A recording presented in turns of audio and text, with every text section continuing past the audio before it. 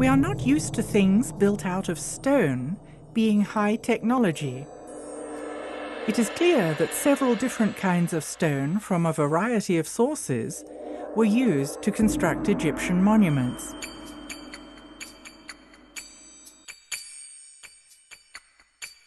Did the distinct qualities of the stones serve a special purpose? What I do find fascinating is that the core of the pyramids, at least at Giza, are made out of one type of limestone. Now, it is the limestone that was closest, but it also happens to be the type that's called dolomite because it's got a high magnesium content. And because of that metal content, that kind of limestone conducts electricity pretty well. And then they chose to sheath the pyramid in the whiter Tura limestone, which, granted, it's whiter and it's prettier and all that, but it also has almost zero magnesium content. And therefore, it's a much poorer conductor of electricity. It's closer to a pure calcium carbonate, which is what all limestone is. And pure calcium carbonate conducts electricity much more poorly than dolomite does. It's interesting to me that those outer stones were the ones that they cut so precisely that all these thousands of years later you still can't get a razor blade between them. Because basically what we've got here is we've got a situation with a highly electrically conductive core of those pyramids wrapped in what is effectively a very effective insulator. Why the granite in the passageways, you know? And so, of course, I'm thinking from an electrical point of view and a physical point of view. Is there anything special about granite? And yeah, there is. Granite is slightly radioactive, and it will ionize or electrify the air. It releases radon gas, which is radioactive. Granite is a transmission stone. It's not dead stone, it's alive. So you have these sealed shafts with granite linings, and I wonder if it wasn't designed to keep an electrical charge present in those shafts. They were built exactly like, if you will, an insulated wire, only more so because you've got all the charge in the ground that's spread across the base, concentrated all the way up into this tiny spot at the top.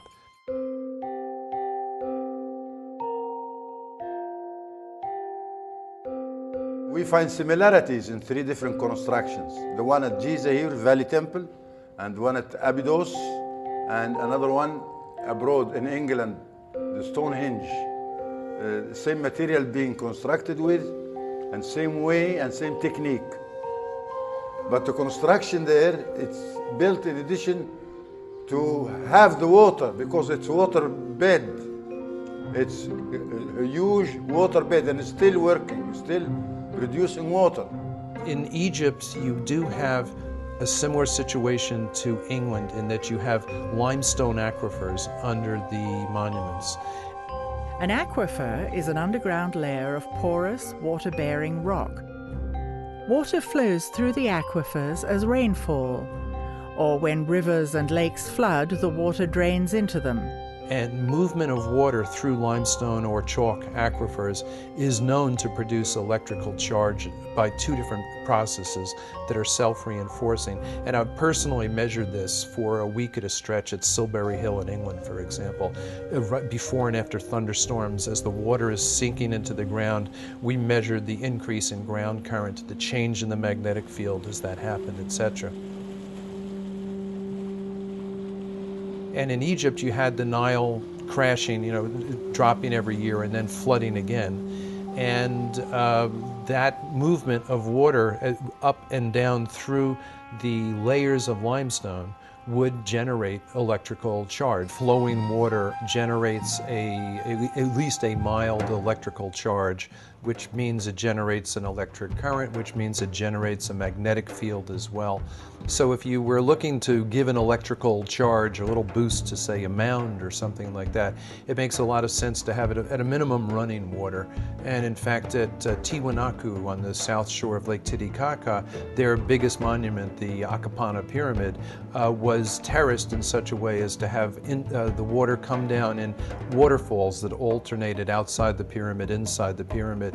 But that kind of falling water generates enough electric charge that one of the common school physics experiments is you can, in your own sink at home, if you can divide the stream of water coming out of your faucet into two separate streams, you can take a little LED indicator light and put it between the streams, and it'll generate enough electricity that maybe every 20 seconds or so the light bulb will come on.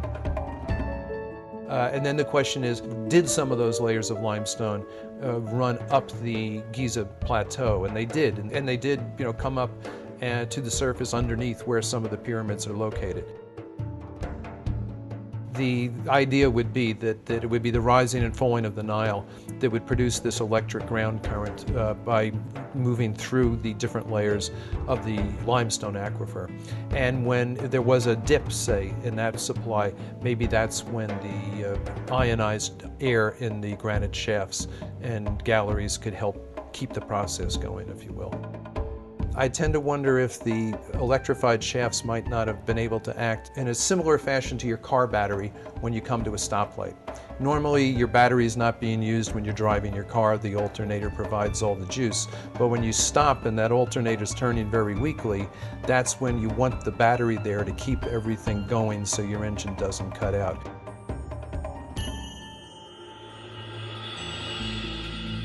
So you've got this concentration of negative charge from the ground at the peak of the pyramid or mound, and a concentration of positive charge above it. And if those two become strong enough, you can start to get brush discharge, which would mean it would glow, like ball lightning, for example. It's a theory. Why in the Great Pyramid is there no frescoes, there's nothing, no decorations at all? Now, some people have proposed the idea that the pyramids are actually energy machines. And so I liken this to the fact, like, you wouldn't put a decoration inside your oven. I was talking with a woman who had spent some time in the Great Pyramid, and her comment was, it felt like I was in a machine. She said it was not like this, oh, it's a wonderful shrine. She said it felt very functional. In fact, she made a comment that I actually think is probably right on. She said, I felt as if I wouldn't have wanted to be in here when it was running.